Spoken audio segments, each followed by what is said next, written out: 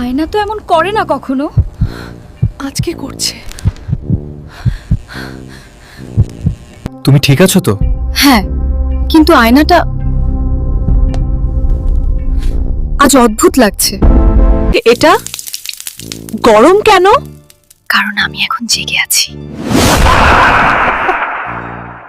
তুই কে? তুই? তবে আসলটা? দরজা খোলো, আমি ঢুকতে পারছি না। সে এখন আমার ভেতরে। নারা, চুপ! তুই এখন আমি। এখন ঠিক আছো তুমি? কেমন দেখাচ্ছে তোমাকে? একদম ঠিক। এখন আমি সত্যি আমি। আমাকে ছাড়ো। দেরি হয়ে গেছে। জায়গাটা এখন আমার।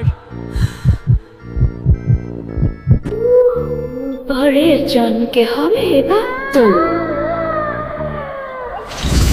আমি তো শুধু আলো জ্বালাতে চেয়েছিলাম। তুই আলো জ্বালিয়ে অন্ধকার ডেকেছিস। সব সময় নিজের মুখের দিকে তাকানোর আগে নিজের ভেতরটা ঠিক আছে কিনা দেখে নিও, কারণ অন্ধকার বাইরে থেকে আসে না, অন্ধকার আসে তোমারই আয়না থেকে।